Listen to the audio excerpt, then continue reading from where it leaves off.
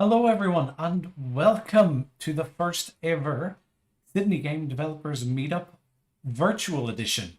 I want to thank everyone who's in the chat tonight. Um, my name is Paul. I am the Communications Manager at Wargaming Sydney, and it is my pleasure to welcome you to tonight's talk. Unfortunately, with this being a virtual event, I won't be able to provide pizza and beers, but hopefully we'll get back into the kitchens at some point in Wargaming Sydney, and I'll be able to do that for you again. Moving forward, though, we do plan to keep this live stream format going so that even when it's an in-person event and you're able to come into our studio, we'll still be able to have the talks available online. Just a little bit of housekeeping for tonight. If you haven't already, think about subscribing. We are going to be doing these talks monthly, and we'll also be sharing any virtual talks that the Wargaming crew do at various events. So if you want to get ahead on those and be able to watch them, I recommend subscribing so you'll be kept up to date. And if you enjoyed tonight's talk by Leigh, why not give it a like and we'll know how many of you enjoyed it. After tonight's talk, we unfortunately, as I say, can't sit around in the kitchen and have a chat. So we are all going to be going to the Games with Wings Discord, which I will drop a link in for later, and we'll be able to continue the conversation then. So we're about to get started. Leigh will do his talk. Then we're going to have probably about 15 minutes for question time. And then after that, we will all be heading off to the Games with Wings Discord. So without further ado,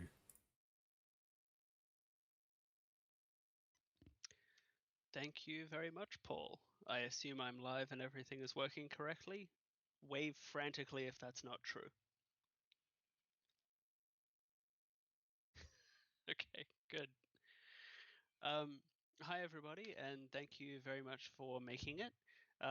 So I'm just going to jump straight on in and do the talk. Ordinarily, I would be someone who likes to throw questions to the audience and say, how many people of you here are doing this or this? So I've got some idea who I'm talking to. Can't really do that today, so I'll dive straight in and let you know some assumptions about who I think you might be. First of all, for those who are not aware of where they have ended up or why, this is a talk called A Game Design Approach to Stakeholder Management.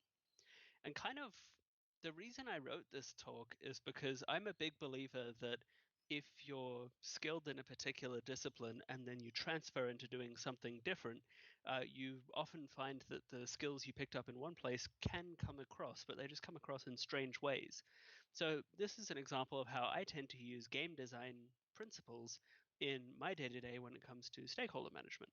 And I will explain in detail what I mean by both game design principles and stakeholder management presently. So, what we are about to go through. First of all, I'm going to give everybody a summary of some of the ways that game designers try to incentivize and entice players so that you know what I mean when I say a game design perspective. I'm going to take you through the importance of knowing who your stakeholders are, knowing your development teams and how they interact with all of this, managing people's expectations and reactions, which is kind of the key thing. That's really what all of this is about. So, who am I? This, back when I was significantly better groomed than I am currently, is me, and I'm a senior game designer at Wargaming Sydney. Have been now for 2 years and 3 months. I am also recently a team head at Wargaming Sydney. So I lead a team of people who are responsible for a particular set of features on a game that we're building. We're building a game in conjunction with DPS Games in Guildford, UK, just near London, and so a lot of my experience is drawing from that. I'm hoping it's going to be relevant to people, and I'll explain why. But essentially, my role has been senior game designer, and as taking on the role of team head, I've had a lot more stakeholder engagement. I've been talking to people, trying to get them to understand what we're doing well and why our work is valuable and that sort of thing. And that's the intersection where this talk comes from. Some of you may know me as a former indie game developer. I started Flat Earth Games with my sister Alyssa, and we made Towncraft, Objects in Space, and others. I'm a former game design teacher at the Academy of Interactive Entertainment, and I mention that because I also think it's relevant. It's also experience that kind of I draw for some of the work I do now. I am a cat appreciator. In a lot of calls that I have on any given evening, I am covered in cats who refuse to leave me alone. And I'm a Suez Canal blockage enthusiast, as of about 24 hours ago. Who you are? I wanted to find a Twitter egg, but I couldn't, so I just got an egg with a question mark on it. That'll have to suffice. I am hoping or assuming that the people who are attending this talk are potentially game designers themselves, generally people who are working with a team. And if you're a game designer in a team, you're often the person who has to be doing a lot of that representing of the team's work. You have external stakeholders of some kind. So those could be clients. If you're working at an agency who makes games for other people who need to sign off on it, they could be bosses. If you're working in a larger studio, they might be internal bosses. They might be large publishers on the other side of the world. Who knows? And then, of course, players. I very much consider them a stakeholder as well, although I will address the fine distinction there a little bit later on in the talk. For now, when I talk about stakeholders, mostly assume I'm talking about people who are internal to your company, but external to your team. Or, this is just a hypothesis, maybe you are none of those things and you're just someone who was interested in the talk, had a free Thursday evening, and have a damn fine taste in events. So, the arguments that I am about to put forth so that no one is shocked or surprised when they come up. First one is that game designers have a tendency, well, at least I do, and I presume other game designers do as well. I see incentives, agency, and options everywhere. When I see laws getting passed or things in the news, I tend to go, as a game designer, how do I think people are going to react to that bit of information? I take being a game designer with me everywhere I go, whether I want to or not. We know, we being, again, game designers, we know that human beings are the ones playing our games. And incentives that we try to lay out for people can often fail to work or backfire entirely. So we're used to seeing irrational behavior from people because people are people. And a successful game designer should apply that understanding that they have toward their player base of the curious natures of people and that sort of thing to stakeholder management as well. Those are the key arguments I'm going to try and make. Kicking off with a bit of a refresher in what game design thinking actually is. I'm going to do it just by way of a handful of examples because I find it's useful to do things that way. If you try and define sci-fi by going, like Star Trek, you're pretty much 90% of the way there, even if it's debatable. So I'm going to try and do the same thing. I'll give you some examples of game design principles to get everyone on the same page about what sorts of things I'm thinking about in my life as a game designer, and then we'll pivot to talking about stakeholder management. First of all, when we're trying to incentivize players to engage in certain types of behavior, we've got a couple of different ways we can do it. One is intrinsic motivation and one is extrinsic. Intrinsic motivation would be something like, it's fun to do. If I'm in Tony Hawk and I do an awesome kickflip and I feel good because it looked good and it felt good, that would be intrinsic motivation. Extrinsic would be, I got 500 points for that. Another one that we look at is operant conditioning. So that would be where we either add or take away something which is either positive or negative, with the intention being that we hope to influence the way that players behave. Usually, as game designers, we're trying to do this for positive pro-social reasons. We want people to be doing the things that we expect in our game because that's where the fun is. And being really good at being a game designer gets people to do those things without thinking that you're telling them to do it, and they find the fun anyway. So, as a couple of examples, adding a positive to a player might be, I'm giving you 10 points because you've done something that I like and want you to do more of. I could add a negative. You are now slowed down for X seconds. Maybe you crashed a car and therefore you can't move as quickly. If I were to remove a positive, this would be, you can no longer get an S score on this round of whatever the game is you're playing. You can't because you failed to do something at the beginning. Or I could remove a negative. You don't have a penalty anymore for being over encumbered. So there's a bunch of different tools at our disposal, and they get interpreted in different ways. So this is kind of where the human element comes in. You can't just pull levers and have people react perfectly rationally every single time. It never ever works that way. No plan survives first encounter with the enemy. So if you, for example, add an overt punishment, you are adding a negative to something. Players will interpret that as more severe than if you just don't give them a reward. It's even if the math works out to be the same. So let's give you an example here.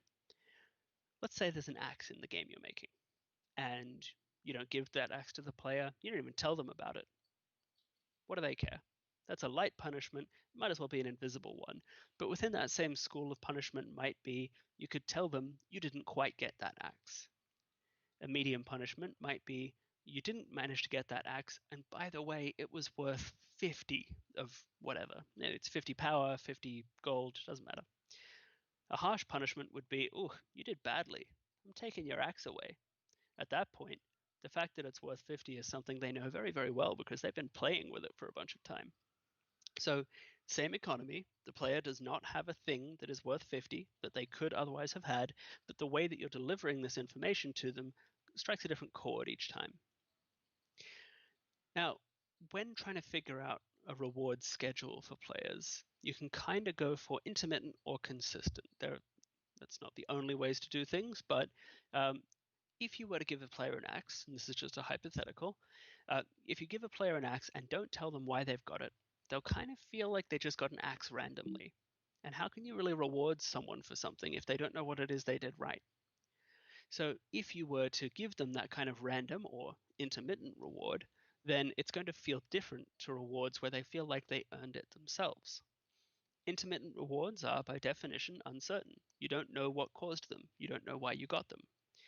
So they don't come on a reliable schedule. So if you're getting a reward every 2 minutes, then that's a reliable schedule. It's no longer really intermittent, no longer really random, and it just becomes that strange thing where you're getting something every 2 minutes for no reason. They also don't give the same reward every single time. So this might be every time you get given an axe, sometimes it's got a damage of 10, other times 1,000, and you don't know. If players are expecting an intermittent reward, then that can be okay. What they can be doing is they can be building up some anticipation towards the reward. If you tell them, I'm about to give you a bonus, but I'm not telling you what it is, they go, ooh, exciting.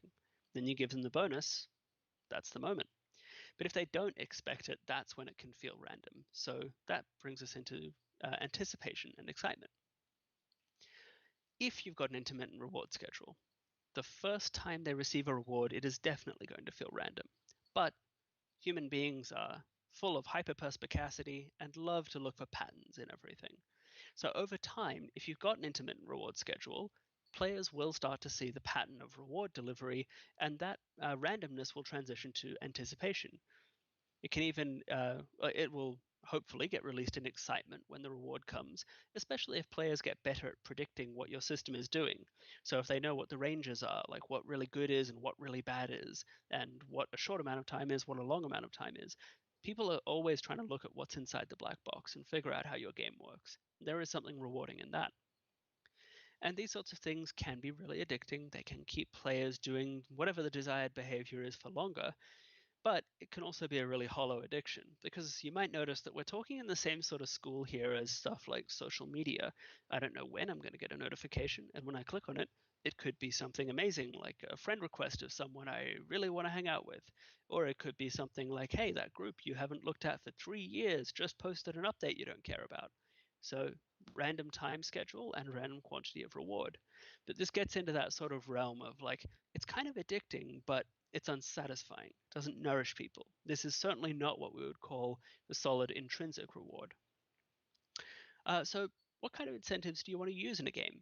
Well, intermittent rewards are really good for a game's meta because it keeps people playing more matches. It's a little bit of a hey, thank you for playing. Here's a moment of hollow, shallow excitement that is just kind of our way of saying thanks. And you can go again if you want to, and you'll get another one of those bits of excitement. But it generally sits outside the match. A consistent reward would be inside the match. So if I'm shooting at an enemy, I expect that I'm going to deal with the same amount of damage every time I hit the same enemy in the same place with the same weapon. I want that kind of consistency. Why? Well, what if we reversed it? Again, I'm just going to go by example rather than golden rule. So if a player plays a match where some of their shots deal 30 damage and inexplicably other shots deal 10 to the same type of character in the same location with the same weapon, they're going to feel like their skill's not being rewarded. It's going to feel random. It's going to feel unfair. Whereas in the meta of that game, if they know exactly how many XP they need to get before they earn a loot crate, and then the loot crate is the random part, well, they haven't applied skill. So if you did try to make that about a consistent reward, so every time you get X amount of XP, you get a loot crate, and every loot crate has the same thing in it, there's no anticipation, no build-up, no excitement. It's the most boring loot crate ever. Every loot crate is worth $100. So in a battle, the reason why it's okay to be unfair in a meta but not in a match is because of the number of variables at play. So when you're inside a battle, for example, the high skill is to master all these variable things. You've got time, you've got location of allies, you've got location of enemies, whatever it is that you happen to be doing. That is the thing that is variable. So if you can master that and get your skill shot off correctly, then great, you probably should be rewarded consistently. Now, here's a quick example. Let's say there's a machine gun and a sniper rifle. Now, a sniper rifle, if it dealt a random amount of damage between 15 and 50, say, that would be really bad. The reload time on a sniper rifle is really long, and every time you hit, you've got to sit there and sit with the disappointment that you only got 15 when you knew you could get 50, and it was irrespective of the way you shot. But if you were to apply a little bit of randomness to, say, a machine gun, then the challenge for the player could be you've got 30 shots in each clip. So you want to try and hit with as many as possible, and each one does between this much damage. It all averages out because of the number of bullets in the clip. You end up in a different space. So that'd be an example of how you might be able to get away with it inside a battle, but it's still probably not something you'd want to do. But inside the meta, there's no skill involved. What you're rewarding people for is their time. They've gone and played another match and you want to reward them. If I'm speaking a little bit like I am talking specifically about online multiplayer combat games, there is a reason for that. I'm at Wargaming. So the thing is that players won't mind so much if there's an intermittent reward schedule as long as it's not tied to their skill. That's sort of the main thing I want to get across there. And communication, symbolizing what's going on, is really important to make sure that players are on board with what you're doing. So intermittent meta rewards tend to be signaled a fair bit. So although I love it to bits, something I consider a bad example would be Rocket League's leveling system. So levels in ranking go up and down as you do better or worse. There certainly seems to be a correlation there. The more games that I win, the higher my rank goes, but it's not one-to-one. It could be to do with how many goals I'd get, but I'm not even sure. It could be to do with how well I did versus all the other people in that game. It could also take their skill into account. It probably does. A lot of matchmaking will. But I don't know. And that's kind of frustrating, because sometimes I'll get my third win in a row, not go up a rank, and sit there going, why? Why haven't I pleased you, O gods of Rocket League? And a good example would be Overwatch.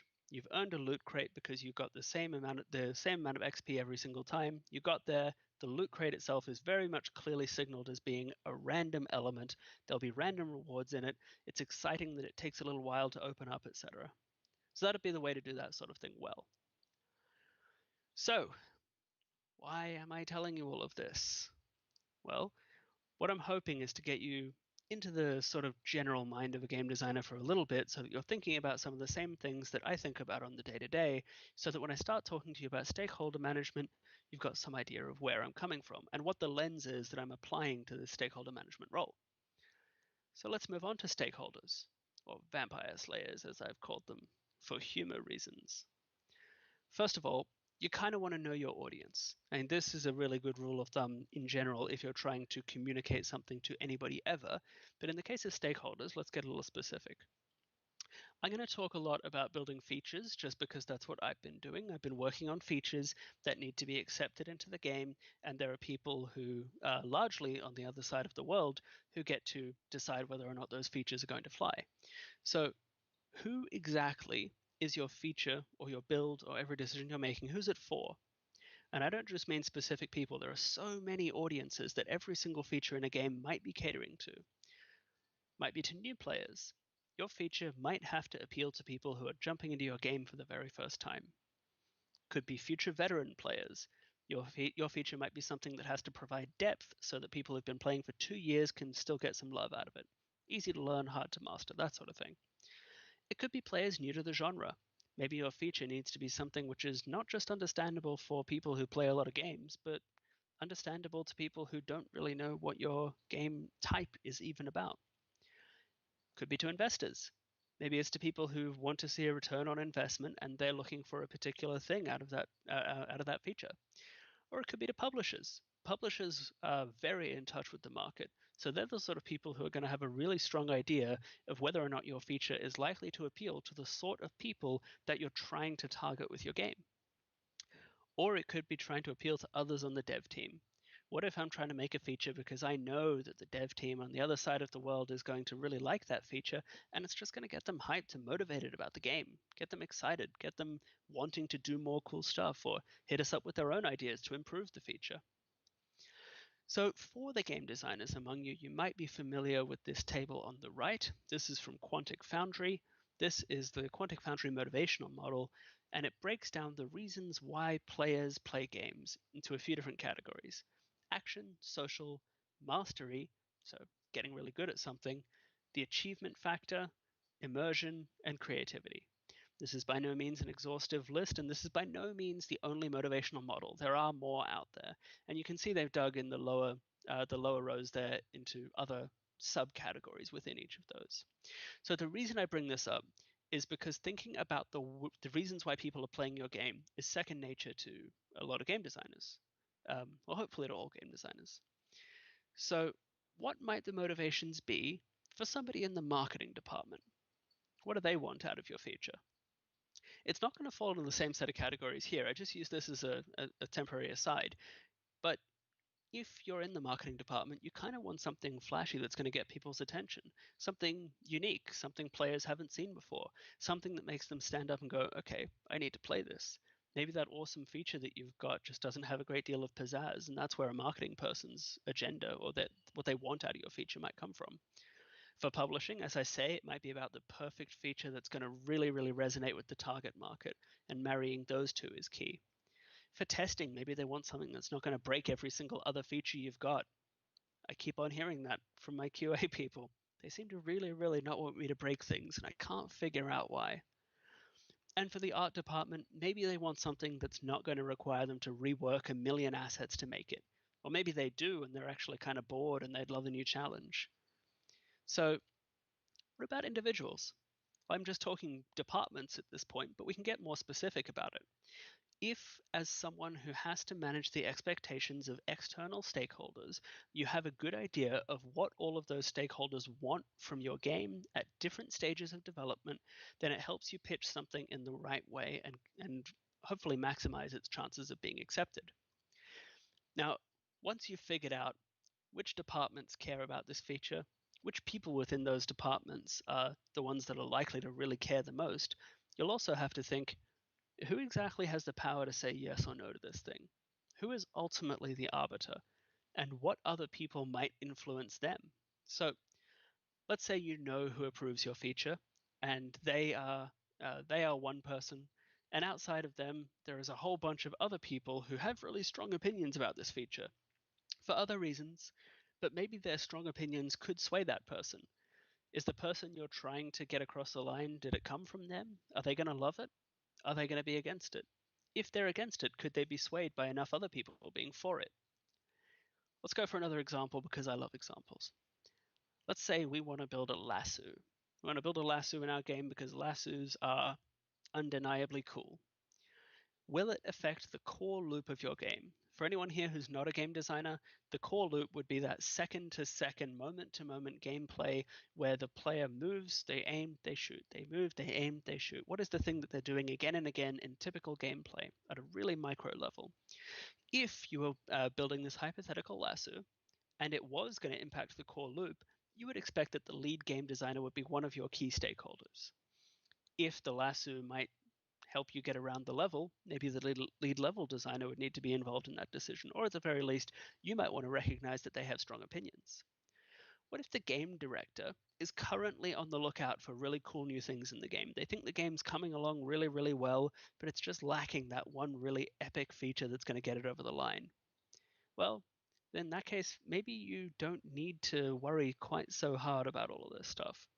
But at least in the environment that I'm in, there are a lot of different people with a lot of conflicting opinions, and it's important to know who they all are and what they're all after.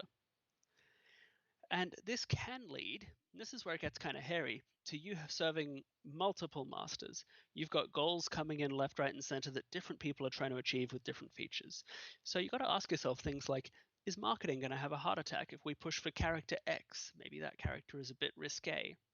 Possibly, but you're really sure veteran players who've been with your franchise for a long time are going to love it. Are the investors going to have a problem with this weird experimental meta reward scheme that you've been working on?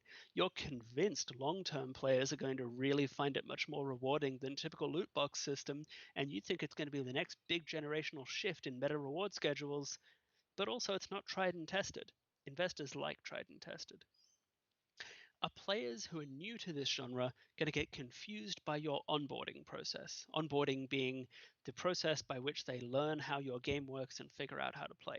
Well, maybe. However, marketing's decided they want to court a really niche audience who particularly relishes being good at games that have a high barrier to entry. So these are just totally like out of the blue examples of the sorts of things that you might want to consider when trying to make decisions about how best to pitch your feature. Speaking of examples, let's go back to the lasso. Let's say Eleanor in marketing is very keen for this lasso to be visually appealing so she can stick it in the trailer. Let's say Michael in level design wants to make sure that it doesn't let players access parts of the map that they're not supposed to visit yet. Let's say Chidi in production is worried about how many animators it's going to take to pull this thing off. There's a lot of animations in a lasso. And Tahani, the creative director, wants to know that it's going to contribute to the core player experience that she's identified and spent months articulating. Does it actually serve that core experience? If not, what's it doing in my game? And Jason, the narrative lead, wants to make sure that this character makes sense for them to have a lasso. You don't want them running around having a lasso if it's a sci-fi, or do you? That could be cool. I take that back. Anyway, the good place notwithstanding, the point is that this is sort of a delicate juggling act. So how exactly do you walk the line and know when to go into bat for the features that you believe in?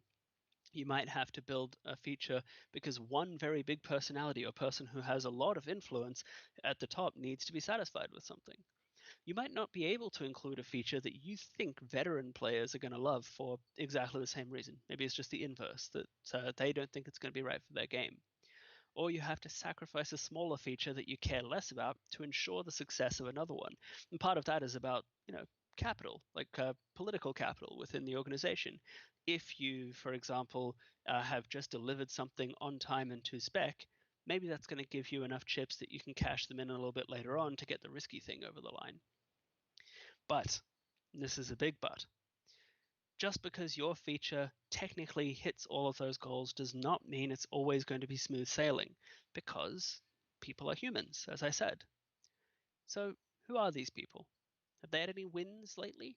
Are you about to walk into a meeting where you're going to pitch a feature to someone who you know just had their favorite level get cut and they're in a really bad mood? That's the sort of thing that you really need to be aware of. So, if their last few pushes have been rejected, maybe they really need a win, and maybe their agenda is against your feature. Maybe that's something to consider. If you elevate the needs of any of that stakeholder in particular in such a way that you pitch the feature acknowledging what their concerns are about it, that might be key to getting it accepted. So part of this is about control. And again, we are fickle creatures. People in general, and I am massively generalizing here, like to feel a sense of control or ownership over their chunk of work, over their department, over their feature, whatever it is. So in really big teams, if you hear about news a little bit late, let's say you only hear about a feature and you're like, hold on, why wasn't I told about this? It was broken to you really suddenly. You weren't sitting down in a meeting where you were told very clearly, hey, this department is pitching a new feature. You were just walking around having coffee and someone said, hey, did you hear about that new feature? And you're like, I'm sorry, that massively influences my department. Why wasn't I told? That can induce a sense of shock, a perceived lack of control, and that can lead to people overreacting in a negative way. And they can turn around and just go, no, I'm against this thing now because of an emotional reaction I'm having to it because I didn't feel included. So if a feature comes in at a certain phase, because there's different phases of development, where leadership needs people to be working to a very specific spec, then that might be bad. Like, if leadership is saying, okay, enough exploration, everyone narrow down on this one thing, we've done all the exploring we need to do, we know what we're building, everyone just build these features in this way until we hit our next milestone. That's all well and good. That's fine. However, if you're trying to introduce a new feature and that's the climate you're in, maybe you should know that about the climate before you try. So it can raise more alarm bells than if you were to wait until you were in an experimental phase of the game. And often these things will bubble out and in throughout the course of development, depending, I suppose, on the size of the production.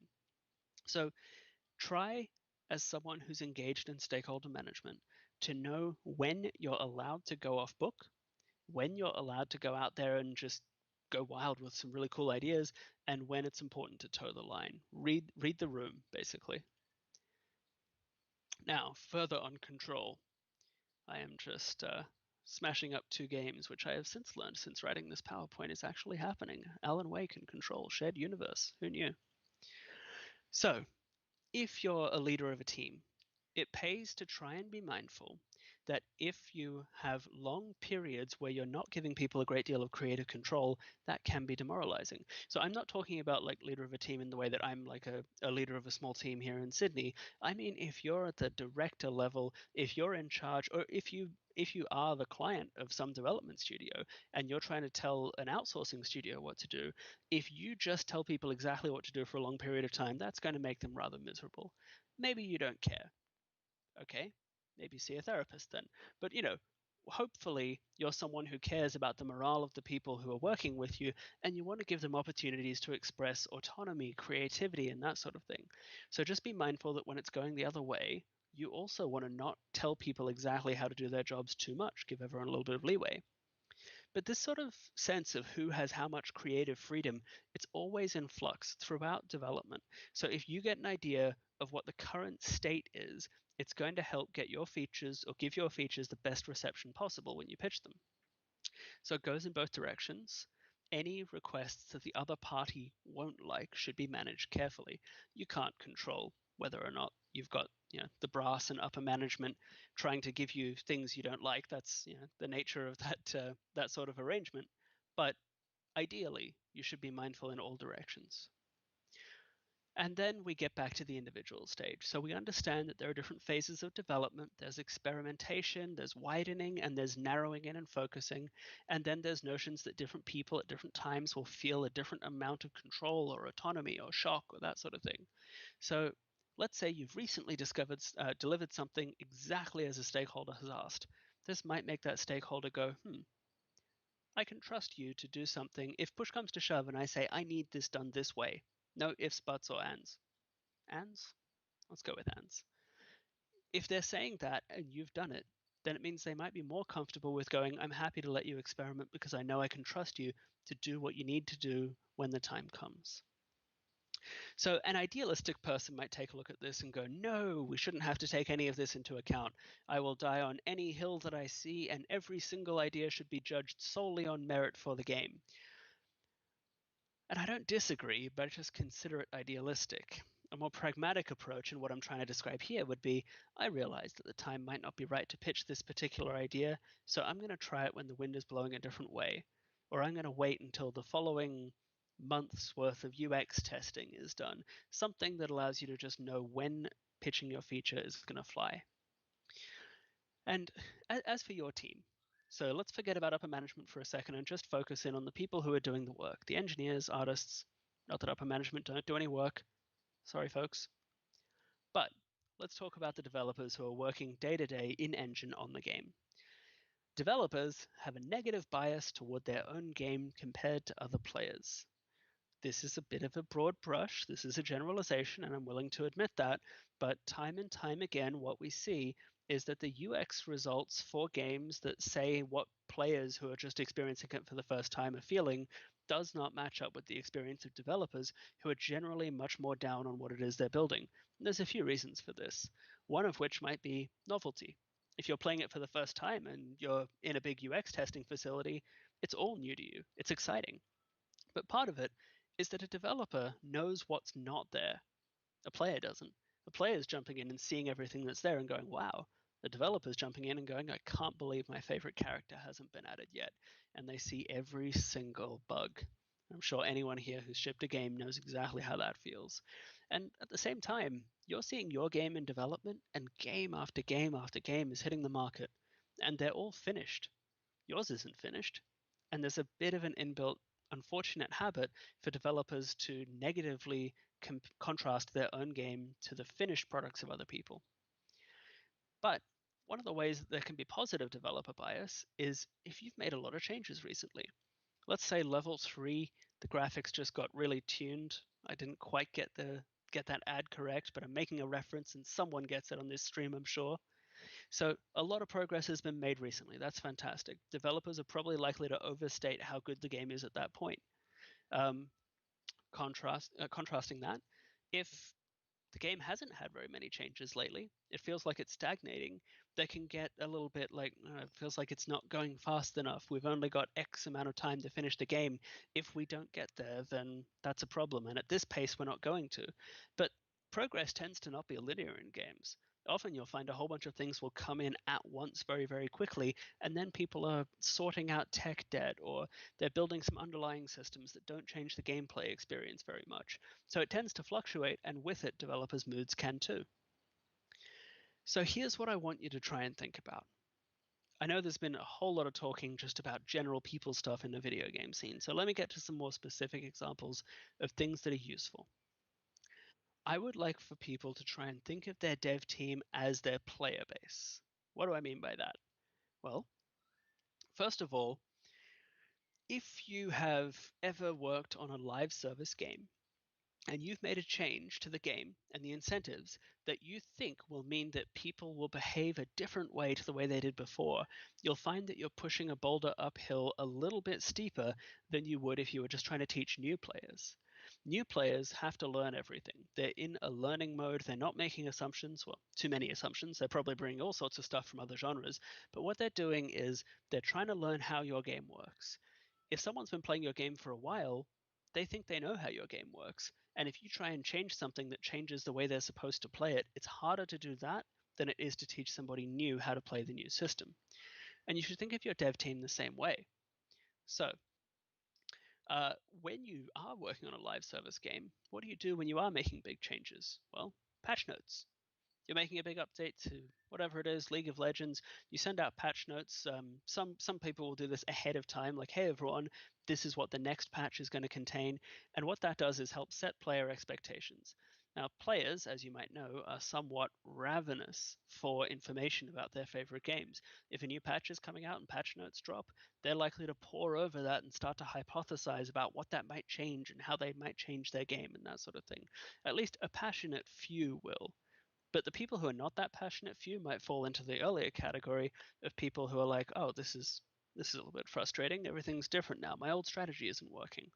And so it's kind of on you to make sure that that core evangelical group of gamers is going to be pushing out to the rest of the people out there. This is the new paradigm. This is how it works. I'm excited about it.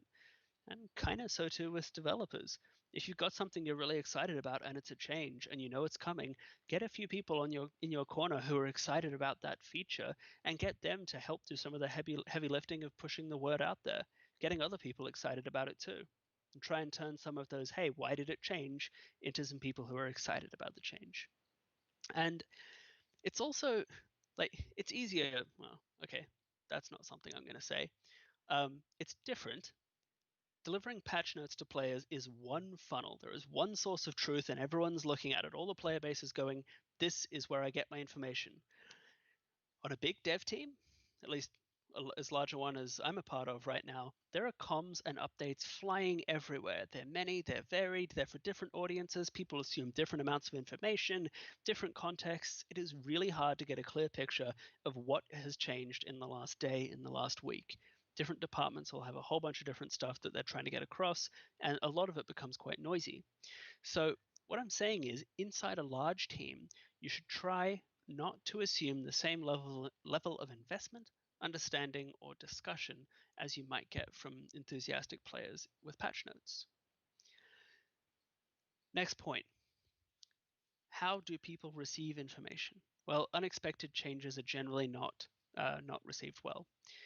If you were to take an overpowered character and try and nerf them to stop that, there are going to be some people who really love that character who are going to be upset. If a player happens to discover that change and they didn't read the patch notes, so they randomly just stumbled upon the fact that their old combo isn't working, they're likely to be much more reactionary and overstate how bad that change was. This is an injustice, they'll cry. So if, however, they were given forewarning by patch notes, or if you were able to deliver them in some other way, they're likely to take that news a little bit less harshly. They'll also overstate the negative impact of something if they didn't feel heard or included.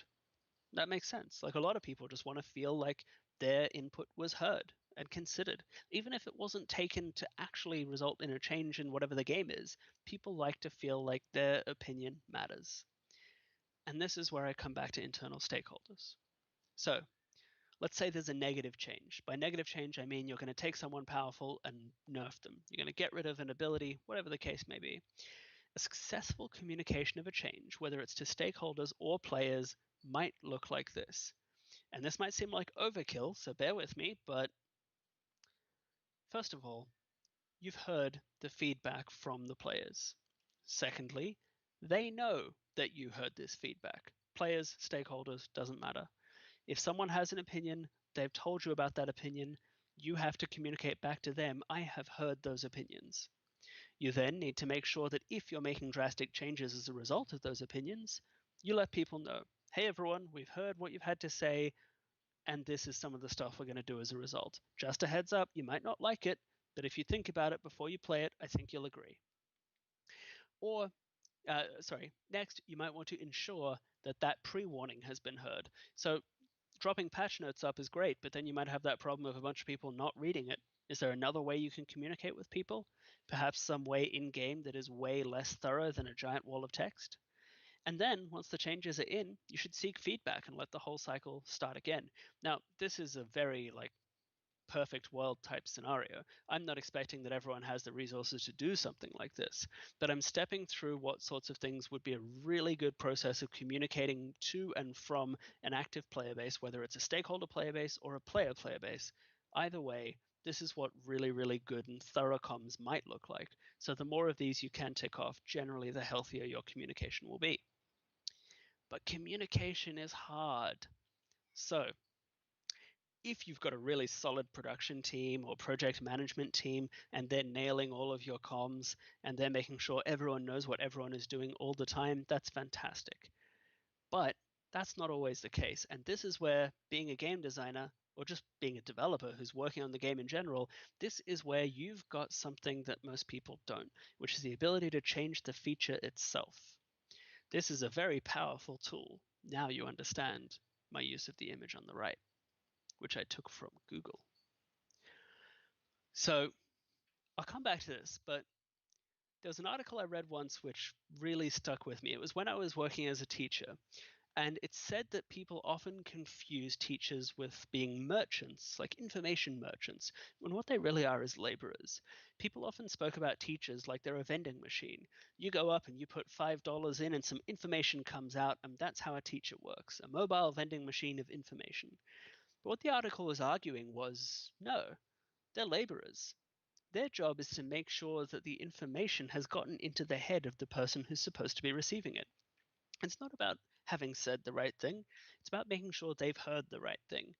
And that's where you can go back to that previous communication loop and get an idea of why that thoroughness might be important. So, walls of text are very, very bad tutorials. A giant wall of text with 50 points on it that you remember only 5 of Well, that's not likely to be something that necessarily means you fully get it now and are free to run around the game without any further advice. Often you will forget most of it, and so you'll need reinforcement. So, in a work environment, lengthy emails are also bad tutorials. If you're shipping a new build over to a client or a stakeholder or something like that with a big contentious change, and you put a one-page email together that explains everything in detail, how do you know for sure that they've read it? How do you know that they understood every single point in it? You're a game designer, so think like one. Even with something working, even with something that's a work in progress, try to make sure that you've got something inside the build itself that teaches people what the change is, what the new feature is, why it's important. So your job, and this is where I get back to the merchants and laborers thing, your job of trying to educate stakeholders is not done when you've sent a message to somebody. Your job is done when they've learned the information in your message. It's a really subtle but key distinction for me. So how do you do that? You create self-explanatory features. What you can try and do is make sure that if production and project management somehow fails to get the message across, if you don't have direct access to those people, maybe they're not people you can email, maybe you have to rely entirely on the game. This is your strongest tool. So what you want to do is go back to the goals I mentioned before and try to drop this stuff strategically. If there's a feature in a live service game, then ideally you want to drop it in already very balanced, right? Because it's going direct to players. You want it to be dropping into an environment in a way where everyone's going to be like, oh, yeah, that makes total sense. Of course, it's balanced that way. I see it. I get it. But a feature in development is different. In development, it's not going out to a player base where balance is key necessarily. So this would be your key moment to take a look at all of the goals from all the stakeholders you've identified and try and cater to those goals. So what you would do is take it one step at a time. Think about your feature. Think about who's involved, who's invested, who's approving it, and what they all want, and then develop it in that way at first. And the key is at first. Once the thing is in, once people have accepted that the feature is going to be part of the game, then you can balance it for players all you want. But for now, you might need to get some of those goals met. So build it for the gatekeepers first, then modify it for the players once it's in the game. Don't make something that's, for players now if it's not ever going to get to them. So let's say you've got a key stakeholder and they don't have good reflexes, and you've got a feature you want to put in that really requires good reflexes. Maybe it doesn't. Maybe at first you want to make it really generous so your reflexes don't matter, and then you can increase that over time as their skill level builds. If a feature is confusing, maybe it's something that's hard to understand on its own, what you might want to do is not include that feature at all until you're certain you've got enough tooltips that are contextual that it's going to get you where you want to go. So it's ready, it's working, it's finished. Yeah, cool, but unless it's telling a new player how to use it, maybe hold off. What if a stakeholder's concerned that the feature is going to disrupt the game's balance? Maybe they've got it to a really good point right now and they don't want to rock the boat. Undertune it. Make it so it's just really not that impactful. The feature's in, but it's not that scary at first. Everything is always a work in progress, always shifting. If you want an artist on the other side of the world, for example, who you're never going to have an opportunity to speak to play your feature and know how it's going to work, maybe you want the aesthetics to be so obvious that it's like hitting someone over the head with a hammer with the this is how this feature is going to work thing. There is no way they can mistake that this is supposed to be a beam weapon, that this beam weapon is supposed to sound something like this and look something like this. What if people don't believe that your feature has value? What if they just don't think it's going to, matter that much? Then you might want to make it OP. Really show them that that's the case until they go, okay, I stand corrected and back off. What if the feature is really, really central to the part of the game you're working on? Then what you might want to do is use the aesthetic tools at your disposal to over communicate its existence, especially if it's new. You've got a player base that's active in the form of the devs and stakeholders and everything. They're not used to this feature being in there at all, so the first time they see it, it should scream, I'm here and I'm really important to what's going on. And you might want to factor that into account. What if it's got negative feedback for being too OP? Then instead of just balancing it, maybe you want to deliberately swing it in the other direction if you know that it's on the chopping block, if people still consider it to be an overpowered weapon or ability or whatever. So we have finally gotten there with not too much more time than I was hoping to take on this. So in conclusion, what you want to do is try and tailor the features that you're working on as to how you want it to be received by certain people at certain stages of development who have certain goals. Design it in such a way that it'll be received well for right now by these people who are worried about these things. But the first thing you need to do to get there is to figure out who these people are, what it is they're worried about, what point in development you're at, and then let every one of your decisions be guided by that. And this should hopefully let your feature live on to fight another battle. So, going back to my being a game design teacher, I'm going to summarize because summaries are a really good way to remember everything you just heard. First of all, I described a handful of different game design principles and functions to get people thinking about the sorts of stuff game designers are thinking about. Then I described who might be your stakeholders and which ones of them might have hard or soft approval over your work. I then described how to conceive of those different stakeholders and how to think about their goals using the Quantic Foundry motivational model. And I then asked you to consider the human aspect of each of these people and their goals, like trying to figure out who needs a win right now, who doesn't, figuring out the timing of pitching any given thing, and trying to align with the best phase, with the phase of production your game's currently in.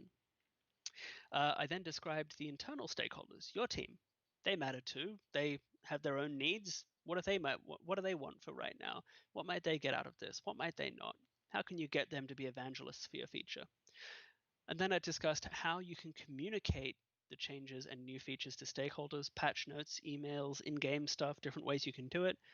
But perhaps most importantly, I discussed how you can adjust a feature's design to try and cater to people's goals. It's something game designers are good at, is tailoring a piece of design to evoke a particular reaction in people. Don't forget that you've got it. That brings me to the end of my talk. So if I summon the great Paul, will Paul suddenly appear? Ta-da! Magic. Thank you very much for that, Leigh. That was very entertaining. Now, if anyone has any questions for Leigh, this is the time to send them into the chat.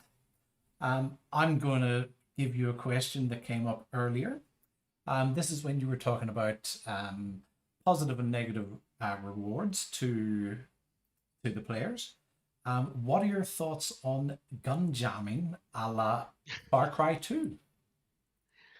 My thoughts are there's a reason it's not something you see in basically every game. I'd also point to Breath of the Wild and weapons that degrade over time as another example. Like these are things which are risky because I'm running around, I've got my weapon, and now you're telling me all of a sudden because of reasons that are beyond me, like my gun jammed and it was random. I have to factor that randomness in. I get punished in the heat of battle. So it's a matter of like thinking about the risk reward. What's the risk? If my gun jams at the wrong moment, am I instantly going to die? Maybe. That makes it a very risky thing to introduce. But the narrative theming of Far Cry 2 is that you're in a very dangerous place and everything is potentially lethal. So maybe that works narratively to the extent that you want to try it anyway. It's not something that's necessarily going to fly in big action shooters where people don't want to have to think about that sort of thing, but there are certainly shooters out there that are trying things a little different. Far Cry 2 in particular would definitely be one of them. Now, we haven't had any questions come through just yet, but there was one that I wanted to ask you. Have you ever had, you've mentioned that, you're viewing the interactions through your game design lens. Has anyone ever, for lack of a better way of putting it, called you out on it and said, wait a minute, I know what you're up to? No, with the exception that I gave this talk to. Well, I gave this talk first of all to our game design community inside Wargaming Sydney, which is just the community where all of the game designers meet up and exchange notes about design and what it's like to be a designer in this company in particular, at this studio in particular. I gave that presentation there, and a lot of people were like, "Yeah, that was really interesting," until you started talking about stakeholder management. And I gave the talk to the leadership community, which is a similar community, but for people who are interested in developing their skills at leadership. And the reaction I got there was very different. It was a whole bunch of people going, Whoa, that's a lot. I kind of feel like there's a lot of, Machiavellian manipulation going on behind the scenes in order to get stuff working. Um, and I didn't quite know how to take that because I didn't think of it as Machiavellian if it was intended with the positive outcome of cool features getting into a game. Um, but at the same time, I figure it provoked a reaction, and that was probably a good thing. Well, that's why we all grew beards during COVID, so we could stroke them and think Machiavellian thoughts. I was in a leadership training the other day, and they specifically said I need to stop fidgeting and twisting pens and flipping pens around, and that I should seriously consider stroking my beard instead, because it's not as distracting and conveys a sense of Interesting. calm. So we have a question from your friend XD. You said that Rocket League's ranking system is a poor example. Does this include all games that have an ELO system, such as Valorant, Dota 2, etc.? And what would be a solution to their ELO systems? Um, so it's a little bit difficult because those ranking systems, while I might while I might be having a go at Rocket League and by proxy those other things for doing this, it's also a necessary secret source. There was a GDC masterclass that I went to a couple of weeks ago specifically about this topic. And basically, the algorithm that you're using to determine someone's ranking, if it were known to players, is going to have the unfortunate side effect of forcing people, not forcing, encouraging people to game the system and play for rankings. And that might go counter to what you want people to be doing for the intrinsic fun. And again, it's that intrinsic extrinsic thing. So if, for example, I knew exactly how the Rocket League system worked, I would go for shots on the ball that were going to give me the maximum number of points to increase my ranking, even if it wasn't in the best interests of my team. Like if the greater number of ball hits I got in a match gave me greater rankings, I might do that even if the shot I've got's not very good and the ball's not going to go anywhere good and I really should leave it. If I'm encouraged to do something that's not to the benefit of my team, I'm sacrificing the intrinsic fun of playing and winning a match and trying to beat the opposing team for something like that. So I don't see it as a problem that can easily be solved. Certainly, if it were able to be solved, there's a lot of people with a lot more experience in that field than me who are working on this problem already. But what I would say is that that kind of that was being used as an example of how it feels as a player when something isn't made available to you, because I think we can all relate to that somewhat negative experience. Does not mean Rocket League is bad or wrong for doing it, or any of the other examples you mentioned, nor do I think there's an easy solution.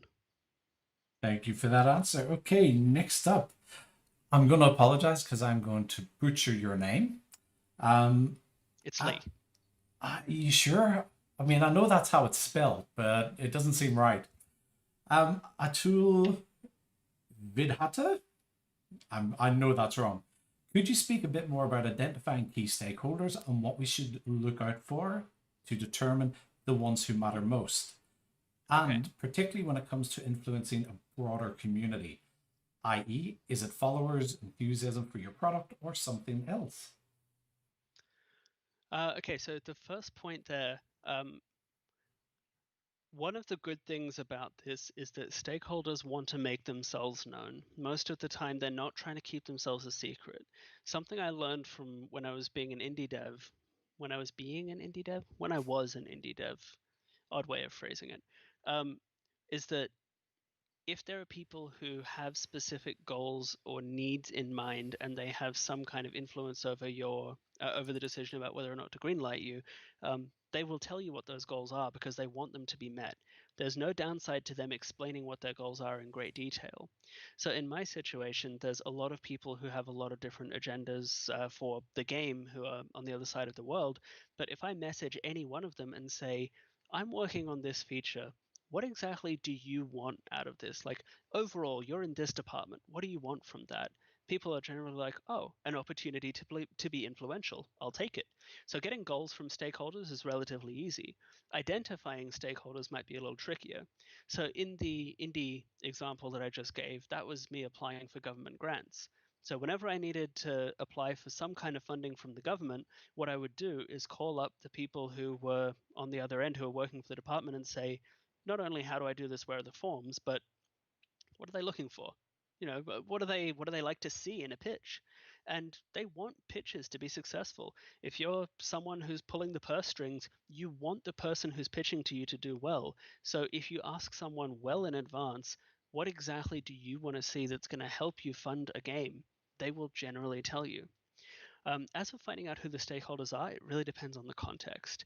So, in a really large organization, part of it is just earning the trust of people who you work with, and then asking them who they trust, and trying to like build a network of people who you trust and know you can speak to about things. And the way to try and get that to happen is just to make sure you approach every situation in good faith. If you're coming to people saying, "How exactly do I manipulate this situation for my ends?" Wrong way of going about it. Your goals are your goals, but what you're really trying to do is figure out what everyone else's goals are, because your goals might change once you know what everyone else's are. So it's about good faith, developing relationships, and just asking the right questions in good faith to people. Uh, Very good answer. yeah, thanks. Um, Jay has a very good comment. Applying for government funding for games in New South Wales, not relatable to younger game devs. Yeah, when the federal the Screen Australia, the federal body, did a round of funding. They only did it for 1 year before it got cut. And my first game was one of the games that got funded in that first year. Um, Screen New South Wales did fund games back in the day as well. Um, so yeah, I've kind of gotten lucky, but one of the areas where they still support people, and I would point to the R&D funding as well, the way that you can recoup investments if it's on research and development, that is still very much a thing, I believe, at a federal level. So there is still some support there. And the other one that I had a bit of luck with was trade shows. If we needed to go and try and get investors, we had to show our game off at expos. We had to go to PAX, we had to go to GDC, whatever else. And there are plenty of grants you can apply for that will help get your game over the line, that are just involving travel, accommodation, that sort of stuff. So there were two instances where I definitely managed to get there while there was still funding on the table. Um, yeah, now I feel old. Don't worry, we all have those moments during the day. Okay, next, has this methodology backfired on you or hit any snags? And not sausages. Not sausages. I don't. It is possible. Like, I think with every single one of these, there isn't like a clear binary good and bad outcome. If a feature gets implemented and you dramatically underpower it so that it doesn't frighten people who are afraid this feature is going to be scary and you don't want it in your game, then the worst case scenario there is that it's like so underpowered that people are like, why is it even in here to begin with? I don't understand. That's never happened. Um, I think it's a good set of rules to work by. It doesn't seem to result in people going, this is awful. Um, and I'm not going outside the bounds of what people are asking me to do. What I tend to do is more, if I understand the design space, like these are the bounding boxes of the design problem you're trying to solve, and I realize that the only way this design problem is going to work is if I can extend this side of the box this way.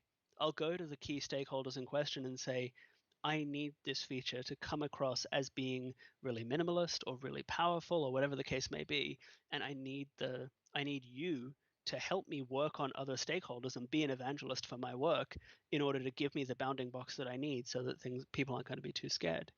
Um, so yeah, I think every single time I try and do this, it's not like it's a methodology where at the end I'm turning around and going, yes, another time that has worked for me.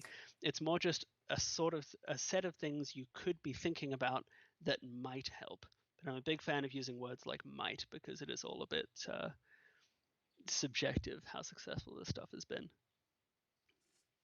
Just so everyone knows, Lee does actually sit in the office in a large chair that can rotate with a cat on his lap, stroking it and saying, Wahahaha.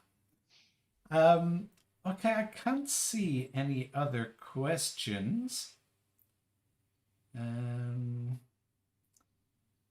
Let me see. The Laser Gun Studios 1 did make a comment. Interestingly, so this is in regard to your earlier comments about Rocket League. Interestingly, this does seem to be a problem that Valorant suffers from, and they have been very open with how their ranking system works, and it adds a lot of credibility. Okay. I've played a small amount of Valorant, but certainly nowhere near as much as I have Rocket League. Yeah, I think my concern with doing something like that, and I'm certain that the people at Riot had this discussion, is do we want to give away how this works? Is it going to be a problem? The way that you can really make that stuff work for you, and I'm guessing this is what Valorant did, is the things that give you an increase in rank ought to be the things that are the best possible things for you and your team. This is sort of matchmaking and ranking notwithstanding. This is something that's true of game design in general. You want people to want to do the things that are also going to give them the best outcomes for each match, each race, each session, whatever it is. If the way that your ranking system work is unexploitable because it is perfectly matched to the best possible player behavior, then you're free to reveal your black box to people. I can't speak to Valorant, but maybe that's why they were okay with doing it. Or maybe Handing they out were the having a secret PR sauce. crisis and they needed the win. I don't know. Okay, there's no other questions, so I think we will call it a day there. I'm about to put in the chat a link to the Games with Wings Discord channel. We do have a Sydney Game Developers channel over there, which myself and Leigh will be hanging out in if you have any further questions for Leigh or if there's anything else that you want to discuss. One quick note for people as well. Anyone who is thinking of going to PAX as an indie developer, the Games with Wings team are looking to get a group together to do a group buy on some areas, so that might be something worth checking out as well. Okay, thank you very much, Leigh. Round of applause for you. I'm sure I'm echoing everyone here when I do that. Thank you, And Paul. no, my absolute pleasure. Please like, subscribe, share, all that stuff you're meant to say at the end of a video on YouTube, on social media. It's what I always see people doing. But yes, if you can subscribe, you'll be doing me a big favor because I want to get our subscribers over 100 so I can get rid of that stupid URL and give us a nice one. Plus, you'll be notified when we do more of these videos. As I said earlier, we are going to be putting up videos of any talks that our team does. We've got all the ones from GCAP 2 years ago, and Leigh has a very interesting talk in there about scope creep. And I hope you don't mind me saying this, Leigh, but all the way through that talk, I was going, no, oh no, no, because with hindsight being 2020 and watching it from the outside, you're going, yeah, I can see what's going to happen here. So yes, if you enjoyed Leigh's talk tonight, I highly, highly recommend checking that out. Lots of people saying thank you in the chat. And yes, we will see you all again, hopefully next month. I'm currently organizing the talk from that. It will be another one of the Sydney team. So we will see you then. Thank you very much, everyone. Bye.